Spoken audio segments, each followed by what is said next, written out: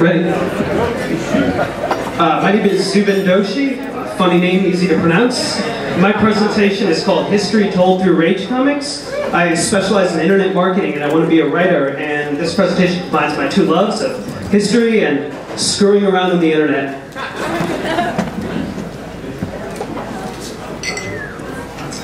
Rage comics are internet comics with characters referred to as rage faces or memes, which represent different emotions and reactions.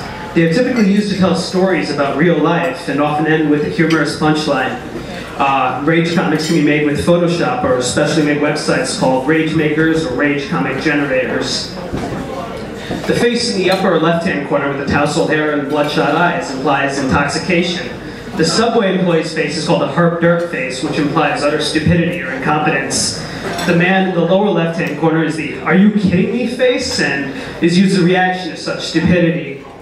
This is me usually on Friday nights. Some rage faces come from photographs. This is atheist activist David Silverman on The O'Reilly Factor. When Bill O'Reilly said, "Tide goes in, tide goes out," as proof of God being real, Silverman made this perplexed expression because even an elementary school student knows that it's the moon that controls the tides.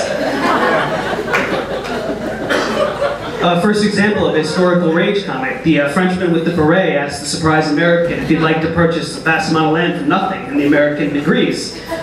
In the bottom panel, the Frenchman has the "oh God, why" face, which is used as an expression of regret or embarrassment over such a stupid decision.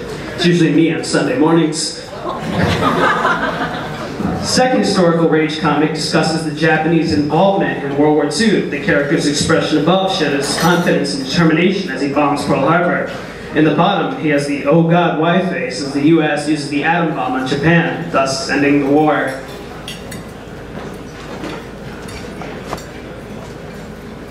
Last example, the American suggested a drunken Russian to sell him Alaska for almost nothing, and the Russian agrees. The American has the smug expression as the Russian leaves, and when he discovers Alaska's oil and gold, he has a laughing expression. Internet terms this to be LOL, laugh out loud. And the Russian, now a Soviet, expresses regret over such a stupid, drunk decision. I made this comic about the Iranian hostage crisis, and I submitted it to the website Reddit, where it received a lot of praise. And I love this thing because it makes history learning fun, and I decided to share an improved version with you today.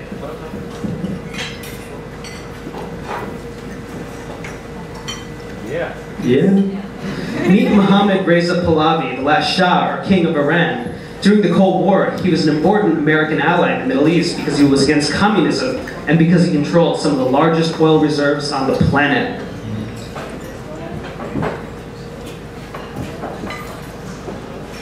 You can read the captions.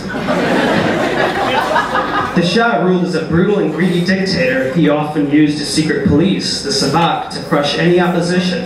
The Savak, like Nazi Germany's Gestapo or the Soviet Union's KGB, was infamous for torturing and executing opponents of the Pahlavi regime.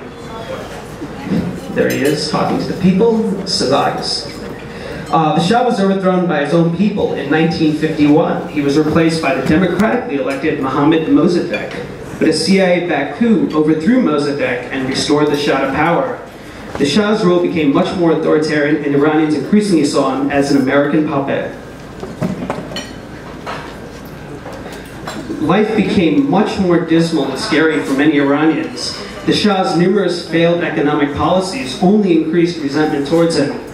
Strikes and demonstrations erupted all over Iran, and they started growing in size and number. You can see demonstrations all across Tehran at the bottom there. Opposition to the Shah's rule exploded when Ayatollah Ruhollah Khomeini returned from France in exile and began speaking out against the Shah and the US. The Shah was forced to abdicate and leave Iran in 1979. Under Khomeini, Iran became an Islamic theocratic republic. The same year, the Americans reluctantly allowed the exiled Shah to come to the US for medical treatment. They also refused to extradite him back to Iran to face trial. This infuriated the Iranians, and anti-American feelings grew stronger. The US was often referred to as Shaitan-e-Bezor, which is Persian for the Great Satan. Tensions between the US and Iran reached a breaking point on November 4th, 1979. A group of students and militants loyal to Khomeini stormed the American embassy in Tehran and captured the Americans working there. President Jimmy Carter refused to give in and said the US would not yield to blackmail.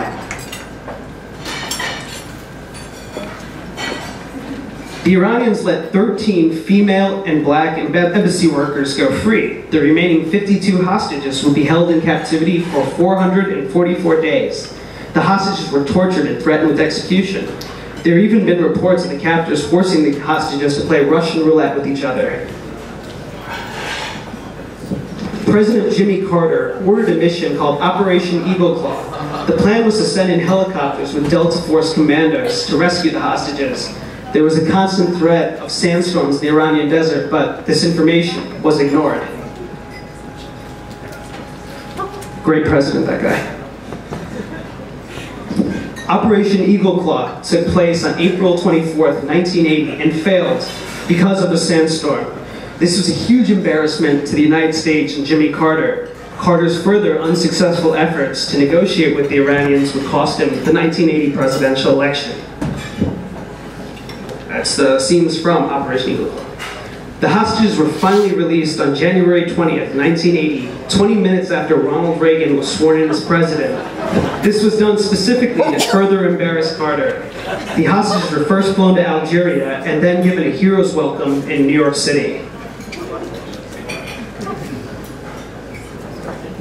The Iranian hostage crisis set the stage for American-Iranian relations up to the present day. The U.S. imposed a trade embargo and cut off all diplomatic ties. Relations between the two countries have grown even more strained in the last few years due to American intervention in the Middle East and Iran's alleged support of terrorism and a suspected nuclear weapons program.